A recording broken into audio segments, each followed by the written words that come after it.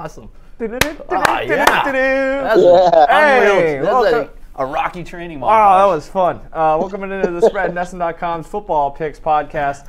I'm NESN.com's Mike Cole. That's NESN.com's Ricky Doyle. And joining us all the way from wherever the hell he is in California there he is Andre Kachaturian. I'd like to think that people just tuned in thinking, oh, man, this is a great little gift, a little Thanksgiving gift that we aren't going to have Andre for this whole week. I mean, that's pretty much how I looked at it. And yet, here he is. So, Andre. You look like you have some beautiful weather, and we look like it got a lot darker since we've been here. Yeah. I mean, it looks very dark for noon. But those are live shots. Those are definitely live shots. Watertown has turned into Alaska. Yeah. I mean, it's the Northeast, man. Yeah. I miss you guys, though. I miss you guys a lot. I can't wait to see you guys soon. Holiday season, gift exchanges, Christmas parties. Yeah. Though those are some nice blinds you got. So. This is off to a splendid start. Yes. Yeah, we got to talk football. It's the Christmas season is right around the corner. For that, I'm very excited. But before that, we've got to get into Thanksgiving. Three games on the NFL. Number one slate. holiday, by the way. Yeah, it's okay. In my opinion, it's up there. That and 4th of July. 4th of July, I think, is taking over. Yeah, not as much family. It's a rapid ascent up the power. Sure. As usual, we'll make more of a Labor Day guy, guys. Labor Day's not bad either. It's rapid summer. Yeah. Why don't you lay out for a second so I can explain what we're going to do? As always, we're going to make picks. We'll make football picks against the spread, NFL picks. We've just really made a tough sledge to that open there. But we'll get to one of the Thanksgiving games. There's 3, as always, this year. So that will be a little dated if you're watching this after Thursday, but when you look at the slate this week, it is not good. Before we get into this week's slate, though, we'll go back to last week, do records real quick. Andre, you said you have the records, so why don't you hit us with the records? Mike and Ricky, both of you guys had a fantastic week, going 10-3-1 each. Mike, unbelievable record for both of you. And I wasn't far behind. I went 7-6-1. I'm officially over 500. Mike, wow. You and I are tied in first place. Ricky, you were 14 games under 500 a few weeks ago. Look at you now. Only 5 games under 500. That's fantastic. I'm very happy with all of you as well. And again, the second straight week, we set a record.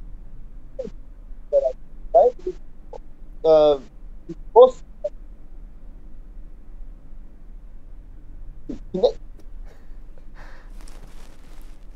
Oh, yeah? Yeah.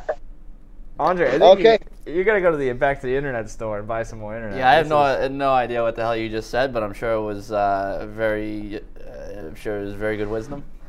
It surely reflects what's on the screen. All right, as long as you can read, I think we're in the clear. Yeah. So. Let's get to, what are we, week 12? Week 12, it is. We'll start, like we said, we'll do one of the Thanksgiving games. If you look at the slate this week, it is just so bad. We like to pick the 3 best games of the week. That was difficult, to say the least, this week. But we'll start Thursday afternoon, the first game of the day. The Minnesota Vikings go to Detroit to take on the Lions. That is a pretty big game. Big playoff implications for both teams. The Vikings playing as well as anybody right now. They are 3-point favorites on the road, according to our friends at OddsShark, who supply us with all the lines, at the Lions, who are obviously hosting their traditional Thanksgiving Day matinee. Again, like I said, a huge game for both teams in that Very North. big. It looks like with the NFC is so wide open. I don't know if one of the wild cards comes out of the North, so I think that makes this game even more important. Like I said, Vikings 3-point favorites. Ricky, what do you think here? Yeah, this is a must-win for the Lions. I mean, they need to have this one. You look back, Lions, they're one of the teams that are always featured on Thanksgiving. Pretty good recently, 4-game winning streak on Turkey Day, 5 against the spread. But I don't think it's going to matter this week. Vikings rolling right now. Really like that defense. What I like about them too is they're equally as good really against the run and the pass. I mean, this is a very good balanced unit. And from a Lions standpoint, they're squeaking by a little bit. They're squeaking by with these wins. And one concern I do have with them is that defensive line. Coming off a week in which giving up 200 yards, 2 straight games of over 200 yards rushing, that doesn't bode well against the Vikings, who have been running the football pretty well since Dalvin Cook went down. I think that was an area where a team, you kind of looked at them and say, if they take a step back, it's going to be because of that injury. Hasn't been the case, so I like the Vikings to utilize their running backs in this game, cover what is a 3-point spread it's up to now. I think they get another win. I think the Vikings keep rolling. Yeah, I'm also going to take the Vikings here. For a lot of the reasons you mentioned, I really like that run tidbit. I mean, 6.3 yards the last yards per carry for the last 3 weeks. That includes that Green Bay game, and we've talked about the Packers running game in the past. And again, they got gashed by Cleveland last week against Chicago. We kind of saw that coming. And I think you look at the red zone. The Minnesota offense, 11th. Detroit defense, 25th. And I think the defense, the Vikings defense is in a good spot here where if they can use that run to kind of get ahead early and put pressure on Matt Stafford to kind of try to throw them back into this game, I think that behooves the Vikings, especially, Minnesota's allowing the second fewest explosive pass plays this season, going up against Matthew Stafford, who has the 5th most deep passing attempts this season per Pro Football Focus. So, they're going to try to throw the ball downfield. I don't think they're going to have much success against the Vikings, so I like the Vikings to cover as a road favorite here. One quick note, too, on the Lions defense. I saw this the other day that, you mentioned that how bad their run defense has been. Their 4 starters along the defensive line played at least 70% of their snaps in Week 11. So that tells me that they're kind of going away from rotation. And that also tells me that this unit could get, they could wear down early. Like you mentioned, if the Vikings come out and start running the football, maybe, throw the running backs out of the backfield. Jerick McKinnon's been, making plays both through the air and on the ground. So I think you can wear that unit down a little bit. Andre, you got anything on that? Yeah, I'm going to make it a clean sweep, guys. I'm going to go with the Minnesota Vikings. It says on the little graphic over here that they're 3-point underdogs. The Vikings are actually favored in this game, and even with giving 3 points, I'll take the Vikings. They're second in the NFL in yards per play differential. I agree with all the points you guys said. You guys basically took all my points. Now I know how you feel, Mike, when I do the same to you. Very underrated defense, 6th in yards per play. And you guys talk about the Lions' recent schedule. They beat the Packers with Brett Hundley. The Browns were the Browns, and the Bears they have a 3-game winning streak, but they've been against pretty weak, inferior opponents. Mm-hmm. Vikings are the real deal. They showed that last week coming out against the Rams. Real opponent, beating the Redskins. Got a great offensive line. And they've only allowed 10 sacks all year. Ricky, you talked about the Lions front 7 in the defensive line. So, if the Vikings are good at protecting the quarterback, the Lions aren't going to do much. Going to give Case Keenum time to throw. He's not going to make mistakes, and I'll take the Vikings in this one. Yeah, Vikings don't really turn the ball over either. No. And they don't. It's just me. But I acknowledge that this was like a must-win for the Lions, and I just don't trust them to win a big game. No, because historically, I feel like they've never come up in a situation where they really need to win. Yeah, and this is a spot where they need to win as bad as any team this week. And if they can't win this game, the traditional home Thanksgiving Day afternoon game, then it's probably. I mean, the Packers not being very good might help them keep it alive for a few more weeks. But I've been down on this Lions team for going on more than a year now, so I think the Vikings are the better team here. All right, let's move to Sunday. Again, there's 2 other games on Thursday. One of them is actually pretty good. That Chargers-Cowboys game should be a pretty good game. Or maybe it sucked if you're watching this after that and it was a terrible game. Either way, I'm right. And then the Redskins play the Giants on Thursday night. That's a game that you should probably drink heavily during the day and then pass out before that game starts because it will suck. Oh, you should let the tryptophan. The tryptophan attack you. So you don't have to watch that game. You know how I feel about the effects of tryptophan on Thanksgiving. It really just knocks me out. Get a head if you're start contemplating whether to go for that 3rd plate or not, go for it. Maybe go head out to the Home Depot or any other store that's open and get an early start on your Christmas shopping. But all right, Sunday afternoon. This is easily the best game of the week. Tough little stretch here for the Rams, who we'll get into this a little bit more. Haven't played a lot of great teams this year. Went on the road last week to play the Vikings. They head back home now to take on New Orleans Saints. The Saints come to town. Saints. Are they the first team in NFL history to start 0-2 and then win their next 8 straight or something along those lines? I saw that. Playing as well as anybody else. Another team that's red hot, kind of like the Vikings. The Rams. Vegas looks at this one as a pretty even matchup. Has them as 2.5-point favorites at home. Really, that's just factoring in the home field advantage. Saints Rams 2.5 points. Ricky, where do you sit on this? I'm leaning the Saints in this one, and I have a big question as to how the Rams are going to bounce back from last week. I mean, you've seen, most recently with the Chiefs, this team goes on a run, they look dominant, and all of a sudden, they're forced to deal with some adversity through a loss, and how they come back the next week. So I'm interested to see that, but I think kind of the Vikings provided somewhat of a template on how to beat the Rams. Sure. Control the clock, protect the quarterback, rely on your running backs, win the third down battle. A lot of these things that go back to controlling the clock because it really was the time of possession was heavily in favor of the Vikings. And I think you look at the Saints, and they have all the ingredients of the exact same thing that the Vikings just did to them. Their defense might not be quite as good as the Vikings overall, though it's played pretty well ever since the first 2 weeks of the season. But I just think you look at the Saints and that offense, the two-headed running back combo that they have, able to use them, throwing Kamara the ball out of the backfield. I just think they have a lot of ingredients that the Vikings also possess that were able. The reasons that they were able to win that game. So I could see a kind of a continuation of what happened this past week. I like the Saints. Yeah, I like the Saints too. I think it's also something worth mentioning. The Rams about to enter the teeth of their schedule. Yeah. They've got this game, or they had the Vikings game last week, the Saints this week, then they got to go to Arizona, which should be a win, sure. But then they have the Eagles at home. They got to go to Seattle, go to Tennessee, finish Week 17 against the 49ers. Maybe Jimmy Garoppolo by then, who knows. So not an easy stretch. And you kind of look at what they've done this year. Their 3 losses have come against teams with a combined winning percentage of 600. Those wins come against teams that have a 433 winning percentage. That's not earth-shattering. Obviously, you're going to pick up your wins. To their credit, they're beating teams they should be beating. But that can only take you so far. But you kind of, and the most recent thing we have is this loss, this pretty one-sided loss last week. I mean, maybe this game is a little bit closer if Cooper Kupp doesn't fumble early on, but they're coming off a tough loss. And I look at the Saints team, and I think it's time to start believing. I look at the Saints team, they're kind of like Kevin McAllister in Home Alone. When he finally decides that he's going to go down to the basement, he comes back and just yells, "I'm not afraid anymore." Yeah.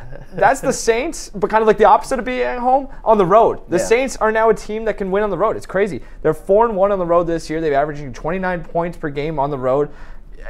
I think it's time to start changing the mental image of them. They are a team that has a pretty decent defense, a team that's not afraid to go outside and play on grass, play on the road. They take care, they need to do a little bit better job taking care of the football. 11 turnovers in the last 6 games. The Rams have forced multiple turnovers in 7 games this season. But again, you kind of look at those teams, not a lot of good teams. I think Breeze takes care of the football. This is a big game for him. I think he's the kind of the X factor here. Also, New Orleans 9-2 in their last 11 games is a road underdog. 12-2 against the spread. Last 14 games versus a team with a home winning record. So the trends point in the against the spread trends point in that direction as well. Andre, what do you think? Andre, you got the inside information. Make this really boring for all of our viewers. I mean, Jonathan Ortiz isn't going to get a kick out of this because I'm taking the Saints as well. I mean, you're giving me points to who I think is the best team in the NFC. I'll take the Saints. People keep talking about how the Eagles are the best team in the NFC, but if you're going to give me Drew Brees against Carson Wentz in the playoff, then I will take Drew Brees. I will also take the Saints, who are number 1 in yards per play and number 5 in defensive yards per play since week 3. They're the hottest team in football. I think they're the best team in football. They protect Drew Brees really well. And the Saints average 4.8 yards per carry, which is one of the highest marks in the league. The Rams allow the 5th most rushing yards in the NFL. And, this isn't an indictment against the Rams. You know how much I still love the Rams. I think they're a great football team. But I think, Ricky, you mentioned this last week. They've been traveling everywhere. They were in London, then they went back to the East Coast, and then they were back in L.A. Now they're in Minnesota, then they're going back to L.A.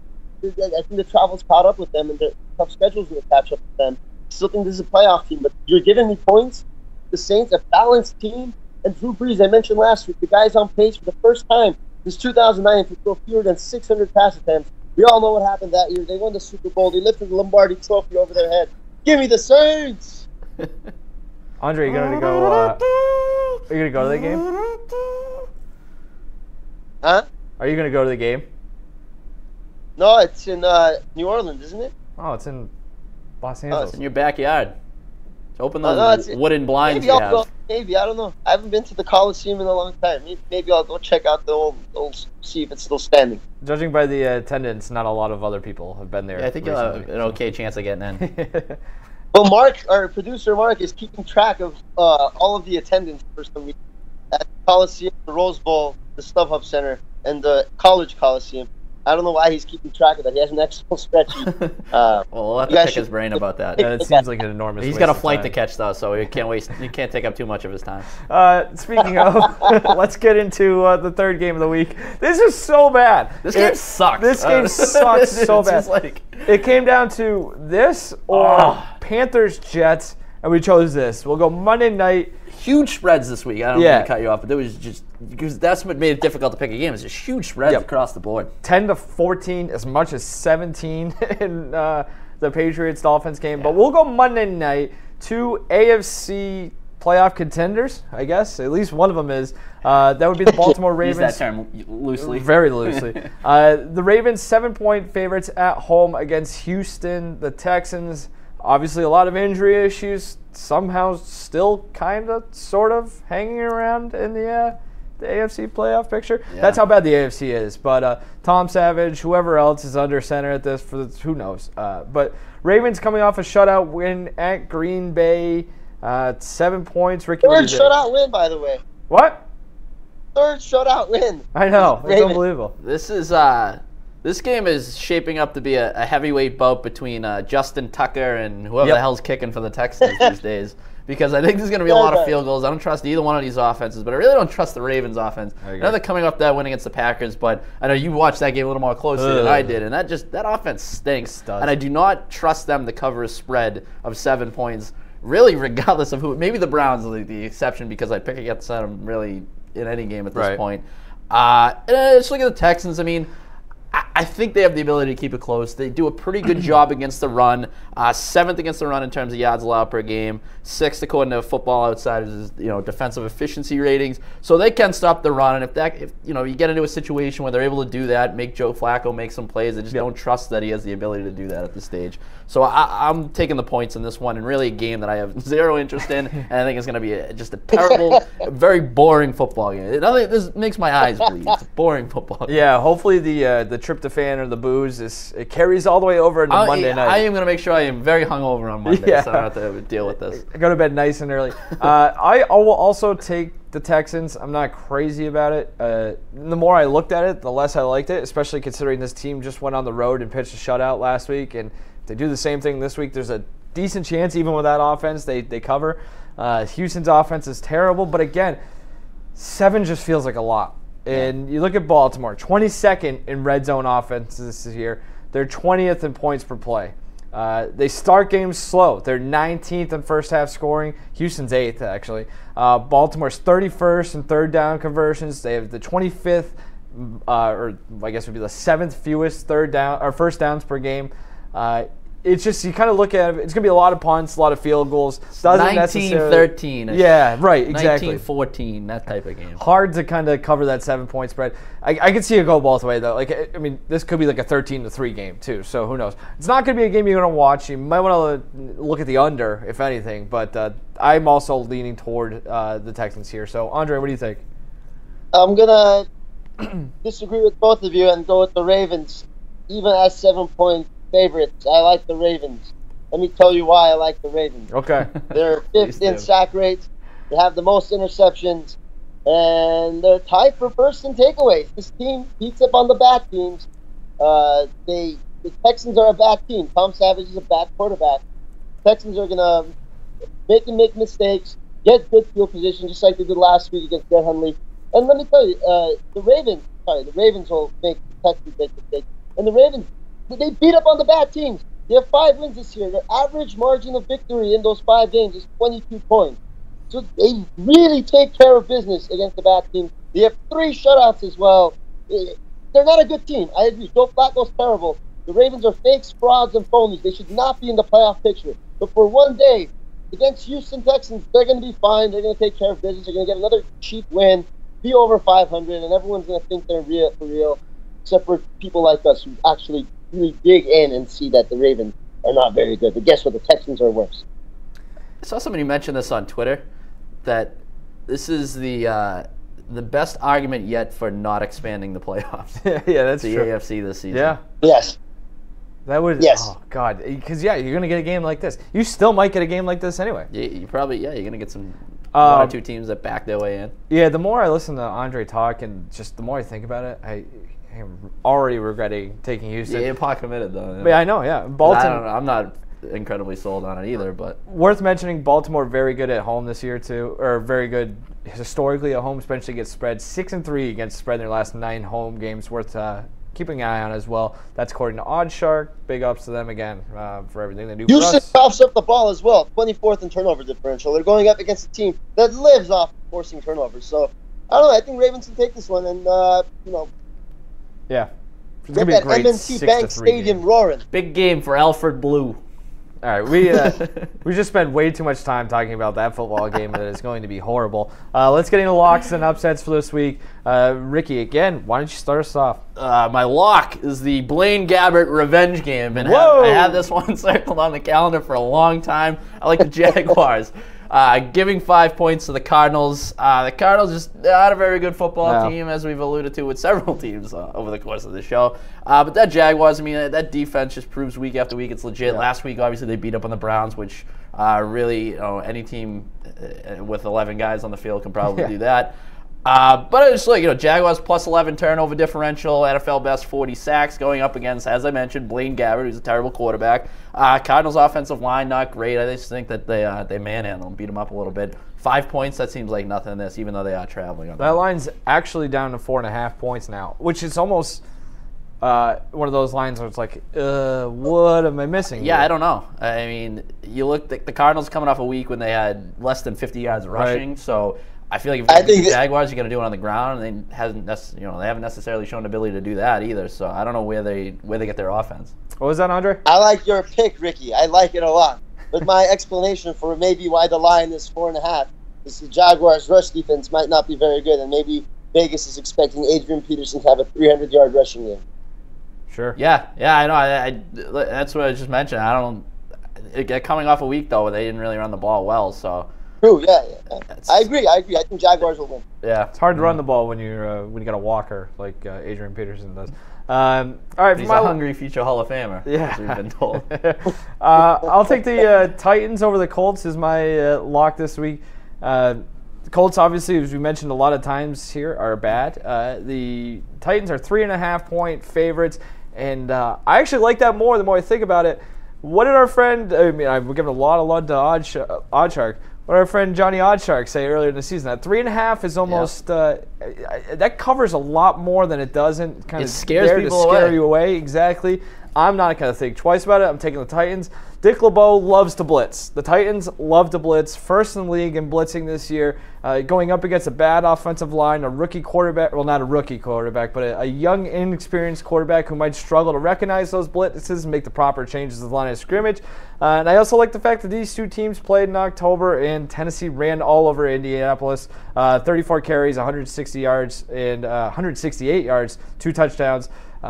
Again, just not quite enough points. I'm not going to be scared off by the fact that Tennessee looked awful on Thursday night. A little bit longer week to get ready, so I like the Titans here. Andre, what do you like for your lock this week? My lock of the week is the Washington Redskins over the New York Giants on the Thursday night Tryptophan Bowl, which everyone will be asleep. Nobody will be watching because it's going to be a boring game. I think the Redskins are going to blow the Giants out of the water. First of all, I can't imagine the New York Giants winning twice in 1 week. Can you? Of course not. Meanwhile, the Redskins, for their last 5 losses, at Philly, Dallas, with Zeke, Minnesota, and at Saints. Very tough schedule the last month and a half or 2 months. Now they're finally playing a cupcake team. Finally a cupcake game for the Redskins. Everyone keeps talking about the Redskins' offensive line being banged up. Well, guess what? The Giants have the worst sack rate. Actually, I don't think that's going to be a factor in this one. Kirk Cousins quietly putting up a great season despite that tough schedule. 17 touchdowns, 5 picks. Redskins are very underrated. Hopefully they get a nice win here to get their record to closer to where it should be, because they're not a 4-16. They're much better than that. And this Thanksgiving night, they're going to be at home, and they're just going to blow the Giants out of the water. They will thrive against that crappy defense. For the Giants, you take any win you can get, but last week against the Chiefs, we talked about that, yeah, that win did nothing for me. Yeah, it did not help your draft stock, and it wasn't pretty. Not a whole lot of good things to build on. Worst possible win. Yep. All right, let's do upsets before we get out of here. Ricky, what do you got for an upset this week? All right, so I mentioned a lot of big spreads this week. I'm going to sink my teeth into one. Wild. And I am going to go completely out of control here and take the Bears over the Eagles. I know the Eagles getting a lot of love after that win over the Cowboys. Understandably so. I think they are the best team in the NFC, or one of the top two. I really like the Saints as well. But the Bears, they've shown consistently they can be a pain in the ass. And I just feel like they're one defensive or special teams touchdown away from pulling out a lot of these games. Look at the last 4 losses by 8 points or fewer. They're 14-point underdogs in this one. I'm hesitant to say they are going to win outright, but screw it. What do I got to lose? So I will say that they upset the Eagles. The Eagles are due for a letdown. It comes this week against the Bears. Defense pretty good. Middle of the pack, like 11th and 13th respectively against the pass and the run. So fairly decent against covering tight ends and running backs. I just think they got a defense that's good enough to keep things close, and then maybe something fluky happens. I don't know. Yeah, the Bears' entire... I love it with the spread. The Bears' entire season has been kind of like the opposite of what the Giants did this past week, where it's every week they're in games. It seems like Trubisky's taken a few strides over the course of the season, but when the rubber meets the road, they poop down their leg. Right. And it's perfect because you're the draft stock continues to get better. You're competitive, so you're building confidence, but you're screwing things up late, so there are lessons to be learned. Yeah. It's a win-win-win other than the fact that they're losing, which is a weird thing to say. But I'll take the San Francisco 49ers. They are 7-point road underdogs against Seattle Seahawks. I'm not sure the Seahawks should be favored by 7 points against anyone right now. And it's not necessarily... Russell Wilson continues to look pretty good. I know that's going to offend Andre, but... Poor boy Walsh. Yeah, that too. It's just... I can't catch a break. All this team I like the 49ers pick. Smart. Yeah, all this team has right now is Russell Wilson. There's just injuries up and down that roster, especially on the defensive side of the ball. The Legion of Boom, as they go by, have been boom on the sideline because of injuries. Seattle's playing banged up on a short week. San Francisco coming off a bye. They've had 2 weeks to prepare for this game. Last 2 games between these two teams have been decided by a combined 5 points. I'd like this a lot more if San Francisco would just play Jimmy Garoppolo already. But even if he doesn't play, I like San Francisco screw it. Let's say pull off an upset, if you want to call it that. So. My upset of the week, I'm going with the New York Jets at home 4-point underdogs against the Carolina Panthers. We've talked all day today about fakes, frauds, and phonies. How we talked about the Baltimore Ravens are fakes, frauds, and phonies.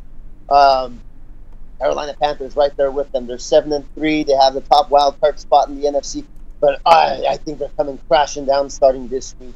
This is a team with a horrendous turnover differential, -7. And they're going up against the Jets team, who's actually pretty good at home. The Jets are 3-2 at home, and their 2 home losses were against the Patriots and the Falcons, and they gave them a tough time in both of those games. Panthers 27th in turnover differential, as I mentioned. And Cam Newton, the guy can't protect the ball. He gives it away like candy at Halloween. He has 11 interceptions. And the Jets, 17 takeaways this year. They can turn the ball over. They can play some good defense. I like them at home, covering that spread. And Cam Newton will give a pretty bad press conference afterwards, like he usually does after a tough loss. All right. Are we doing show and tell this week? Yeah, why not? I got something. All right, so let's do it. All right, let's do it. All right. Should I start? I'll start. I'll start. Go ahead. I'll start. All right, you start. I have a credit card. Here. I want to credit card. Not show you that out. You know who's not getting enough credit? It's Tom Brady and Bill Belichick. I keep hearing all this talk about how Carson Wentz should be the league MVP. What a tremendous performance against the Dallas Cowboys on Sunday Night Football. Come on, guys. Dude went 14 of 27. His completion percentage is hovering near 60%. Tom Brady is the MVP in my book. The guy has the most passing yards, fewest interception percentage, highest yards per play, highest yards per game, highest passer rating, and he's playing on a team that doesn't defend the ball well. They had the Patriots for a long time. We talked about how their defense was so bad, but nobody's talking about Bill Belichick for Coach of the Year. Nobody's talking about Tom Brady for MVP because it gets too old talking about them. The guy has 22 touchdowns and 2 picks. I know Carson Wentz, it's young, it's a sexy pick. Oh, Carson Wentz, but Tom Brady, he is the MVP. And if you don't agree with me, then that's your problem. All right, well said. I got a couple of cans, tomato cans, as the game has really become known around these parts as the phrase coined by a local writer that the Patriots play in this tomato can game every year to get to the AFC Championship, really just to beat up on some random ass division winner. And I'll tell you right now, we're trending in that direction again. I look week after week. It seems more like I've seen this story play out before. I don't know who's going to beat the Patriots in the AFC unless it's the Pittsburgh Steelers, because I look and you look at who's going to beat the Chiefs. Yeah, they look terrible recently. Jaguars defense is legit, but do you really think Jacksonville's going to come into Foxborough in a divisional game and beat the Patriots? I don't. So, for as much as things have changed across the NFL, particularly in the NFC this year, the AFC remains basically the exact same. It's going to be one team coming into Foxborough, getting their ass whooped, Patriots in the AFC Championship, and then we'll see what happens from there, one win away from the Super Bowl. It's the same year after year, and I'm certainly not banking on anything else happening for this. To the same effect, I suppose, in some ways. I have a get well soon card. I don't know if you guys want to zoom in on that. It's also opens up backwards. I guess it's like a British get well soon card, kind of the other side of the road joke. I got you. Yeah. This is for seemingly half. There you go. Which one? There we go. This is for seemingly half the NFL. The injuries this season. You want to talk about tomato cans. You want to talk about how bad the games have been this year. I mean, let's just go through the list. You got Deshaun Watson gone. That's a team that would have contended for a Super Bowl maybe. You got Aaron Rodgers. That says for itself. I mean, a lot of this is just woe is me, contemplating how bad I feel as a Packers fan. Again, this weekend, the Packers go to Pittsburgh, take on the Steelers. They're 14-point underdogs in a game that could have been a potential Super Bowl matchup. Would have been the best game of the weekend. We wouldn't have to talk about Texans Ravens. Right, the Giants suck, obviously, but how much better would they be if they had Odell Beckham? J.J. Watt, you want to talk about the Houston injuries. We've been robbed of teams that should be legitimate contenders. Richard Sherman, Cam Chancellor, Earl Thomas in Seattle. What's that? Tyron Smith. Right, there's just injuries everywhere you look. I mean, Ryan Tannehill even. We go back to the preseason. We've been... Sure, Jay Cutler is the gift that keeps on giving in terms of memes, gifs, and hilarious tweets, but the guy sucks. He doesn't want to be there. The injuries are the biggest reason for the fact that everybody stinks this year. David Johnson, Eric Berry. How much better the Chiefs would be better? Oh my goodness. It stinks. It's nice to see teams like the Rams and the Saints and the Vikings get good, I guess, and every team other than the Browns and the AFC is still in playoff contention, but man, I miss the star power. Yep. So, just calling out modern medicine over here. Yeah. Seriously. You guys are Lonzo Ball tonight. Lonzo Ball. Being at Staples Center tonight against the Chicago Bulls should be a good one. That sounds terrible. All right. Hey, that palm tree hasn't moved. It's not a very brisk wind over there. I don't think those clouds have moved either. Let's yeah, well, that's what happens in LA. We're gonna get out of here. We're gonna go all let Andre learn the words of the Star Spangled Banner. We're gonna go finish our Thanksgiving. Go have a shopping spree with his credit card. Shopping, yeah. We're gonna take Andre's credit card number and go pick up a couple butterball turkeys and some yams and really get ready for our Thanksgiving feast. So Yam Fest 17. We're out of here. We'll see you again next week. Before we get out of here, thanks again. Feel free to leave in the comments where you found us, where you're coming from, if you're coming back, all of that. Another great week in terms of views, up over 7,000. We thank you guys so much for dropping by. So even had a couple nice things that people said, so that was nice. I'm always backing on negativity. Yeah. So surprisingly, there's been some positivity. Yeah. So if you think of it, leave a comment if you just found to the YouTube search or whatever. But it's nice to have everybody keep on throwing your picks in the comments. Yeah. Whatever Mark just said, who knows. Shut up. Don't you have a flight to catch? We're going to get out of here so Mark can catch his flight.